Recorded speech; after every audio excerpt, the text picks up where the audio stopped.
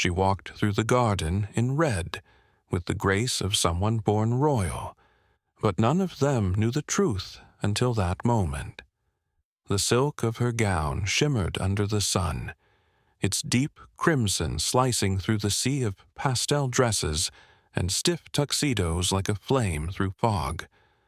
Behind her, the chatter fell silent. Champagne glasses hung mid-air, conversations suspended. She had once moved quietly through these very lawns in scuffed shoes and a cleaning apron, barely acknowledged, barely seen. But now every eye followed her, every whisper curled around her name.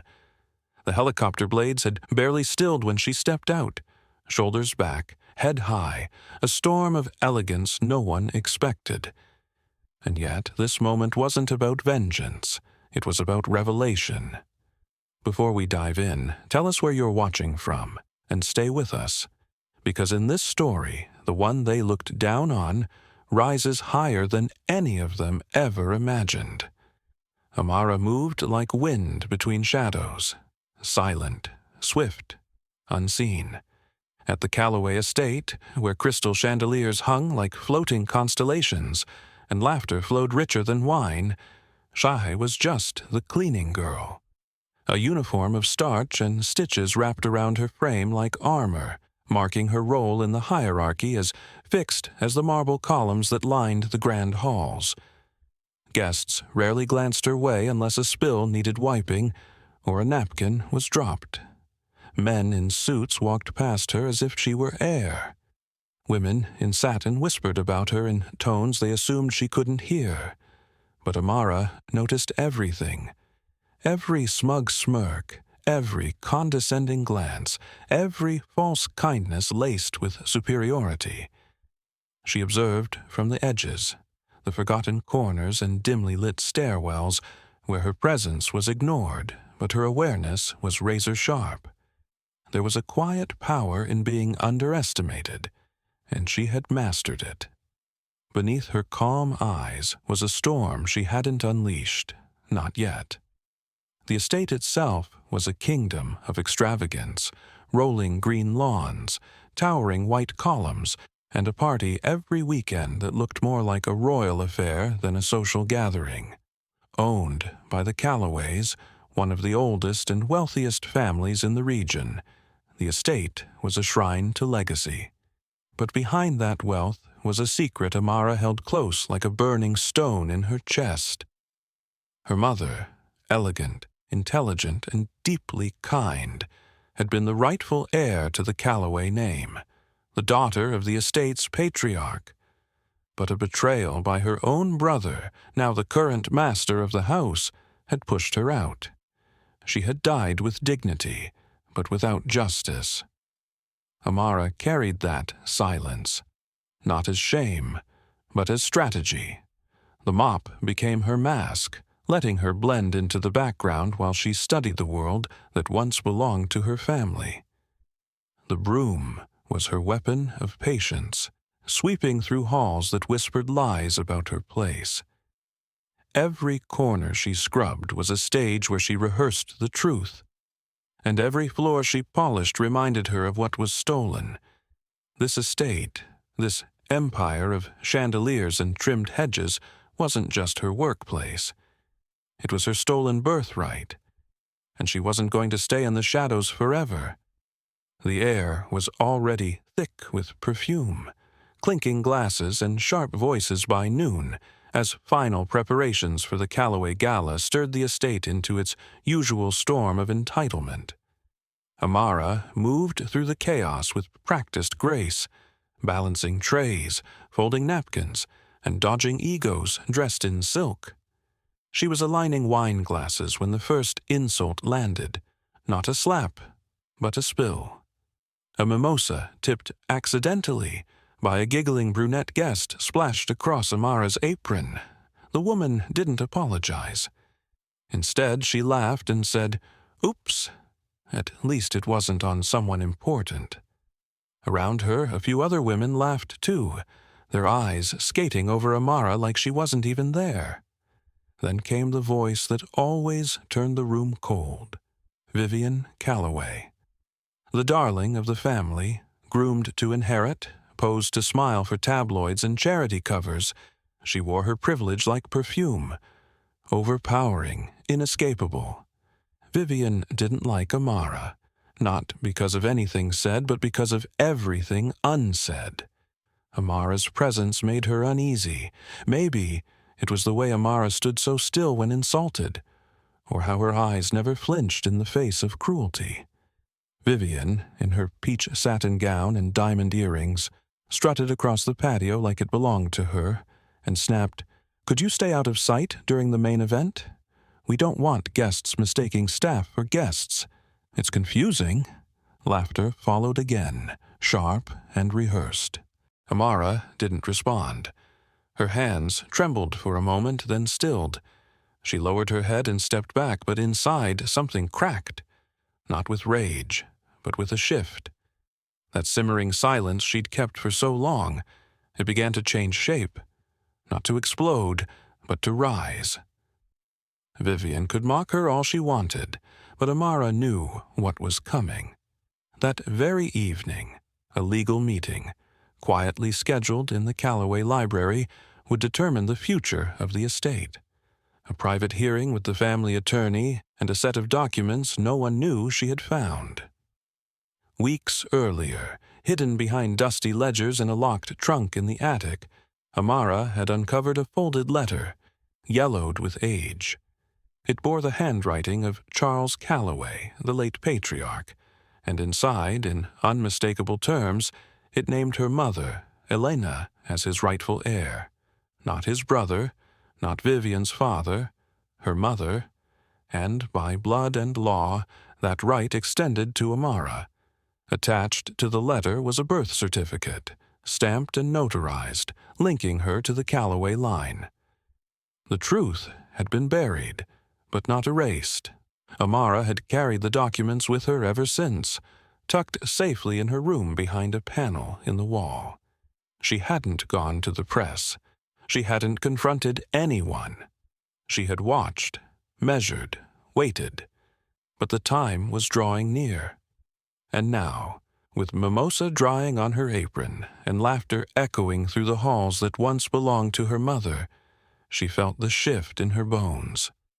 She walked through the garden differently that afternoon. Her back was straighter. Her eyes no longer searched the ground. Even in silence, she had begun to speak. No one noticed. Not yet. But they would. The evening bloomed with luxury. Strings of golden lights shimmered above the manicured garden. Champagne flowed like water, and laughter danced through the air like music. Guests in gowns and tuxedos clustered in small groups beneath the white tent, toasting legacies they didn't earn and futures they assumed were already decided. At the center of it all was Vivian Calloway, her gown peach and polished, her smile sharp as glass, her voice ringing with that particular tone reserved for people who've never been told no. Amara moved through the crowd like smoke, dressed once more in her cleaning uniform, pouring drinks, clearing empty flutes, enduring glances that flicked across her face as if she were just a shadow on the wall. But she knew this would be the last time. She could feel it beneath her skin, like the way the air changes right before a storm. And then it happened. Vivian, wineglass in hand, called out across the crowd in a voice just loud enough to draw attention.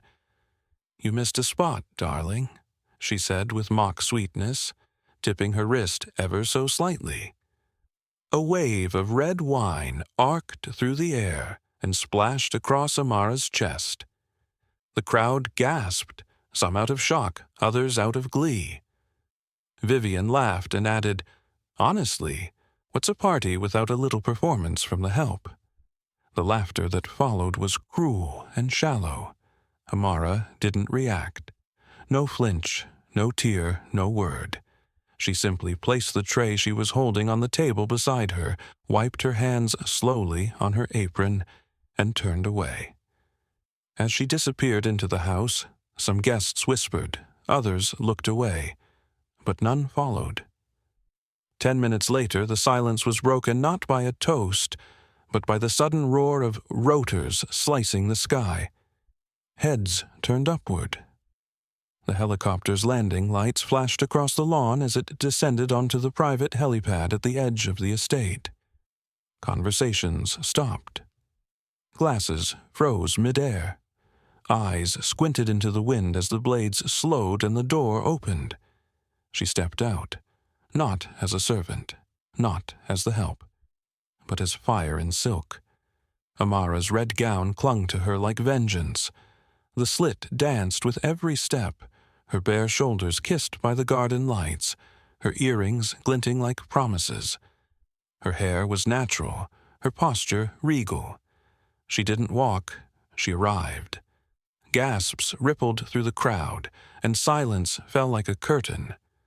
Vivian's smug expression twisted into confusion, then panic. Guests stared, some mouthing her name as if trying to confirm the impossible. Behind Amara, a man in a sharp gray suit stepped forward, carrying a briefcase and a firm voice. "Good evening," the lawyer said. "Apologies for the interruption, but I come bearing a legal announcement. This estate, as of 1 year ago, no longer belongs to the Calloway family. It belongs, by legal inheritance and confirmed documentation, to Amara Elena Jameson." Vivian's jaw dropped. "She's just the help." "No," the lawyer replied smoothly. "She's the legal owner of this estate. And, by the late Charles Calloway's own hand, she has been for the past 12 months. The documents were verified, registered, and protected. You were all informed, though perhaps some chose not to read the fine print." The crowd turned as one toward Amara. She met their stares without blinking. "I cleaned up after you all," she said, her voice calm but sharp enough to cut through marble. "I heard your gossip. I mopped your floors. I folded your secrets into laundry baskets. And I kept my head down because I needed to see who you really were. But tonight, the house gets cleaned properly." No one laughed this time. The truth had been waiting in silence, like old dust in forgotten corners. Weeks before the gala, Amara had found herself drawn to the attic, the one place in the estate no one bothered to clean, no one cared to visit. She was sorting through decades-old trunks, assigned to clear out useless family keepsakes, when she noticed one box sealed with a rusted chain and tucked beneath faded linens. It wasn't marked. Inside, carefully wrapped in velvet, were the letters, pages yellowed with age, but inked in a familiar, graceful hand. Her mother's, Elena Calloway. The letters spoke of betrayal, pain, and dignity. They told of how Charles Calloway, her grandfather, had wanted Elena to inherit the estate, but her brother, Amara's uncle, manipulated records, paid off a notary, and buried every trace of her legitimacy. Along with the letters, Amara found the document that changed everything, her birth certificate, bearing not only Elena's name but Charles's signature acknowledging her as his granddaughter. The seal was intact. The proof was final. Her bloodline wasn't just tied to this estate, it was rooted in it. And yet, Amara didn't march to the gates. She didn't rage or broadcast her discovery. She stayed. She observed. She wanted to see who the people around her truly were when they thought she was no one. She served them drinks, cleaned their messes, endured their sneers, so that when the moment came, her judgment would be as informed as her claim. Now, under the lights of the party, the lawyer held the documents high, recounting the timeline of deception, the signatures, the notarizations, the sealed confirmation from the family's longtime legal firm. Mr. Calloway, the man who had smiled at guests while stealing his sister's legacy, stood stiff and pale, eyes darting as if looking for an exit. Vivian's face crumpled, her grip tightening around her wine glass as the truth unraveled everything she believed untouchable. Around them, guests began stepping back. Some offered awkward nods, shallow apologies. Others slipped away entirely, clutching their purses and pride, hoping to disappear before they were remembered for how they had treated the girl they once deemed invisible. Amara didn't smile. She didn't gloat. She simply stood, unmoved in her red dress, as solid as the marble pillars behind her. Her gaze was clear, not burning with revenge, but shining with clarity. She hadn't come to destroy them. She had come to restore herself. This was never about taking anything, she said gently but firmly. It was about claiming what should never have been stolen. I am Elena's daughter, and this is my home. And with that, the silence deepened, not empty, but full, of revelation, of reckoning, of truth that had waited too long to be spoken aloud. Amara didn't throw anyone out that night.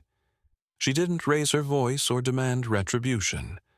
She simply stood in the center of her reclaimed birthright, letting the weight of truth settle over the stunned guests, like dusk settling on the lawn.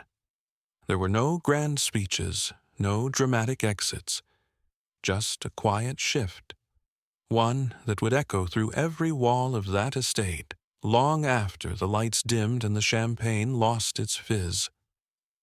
The party ended with more people slipping away than staying, their footsteps quick, their eyes avoiding hers. But Amara remained, a calm figure in crimson beneath the glow of lanterns, unshaken and grounded in something far deeper than inheritance. She didn't rise to prove anything. She rose because the truth always floats to the surface, no matter how heavy the world tries to make it. The next morning, change began, not loud or public, but deliberate and unflinching. Amara met privately with the estate's staff. She offered jobs to those who had shown her respect, those who had smiled, helped, or treated her with even the smallest flicker of dignity. To the rest, she offered silence. She wouldn't humiliate anyone. She didn't need to. Her presence now was enough to rewrite the hierarchy they had once guarded so fiercely. Vivian, once groomed to rule the estate, received official notice from the legal board. She was disinherited, her name removed from the inheritance, her access revoked.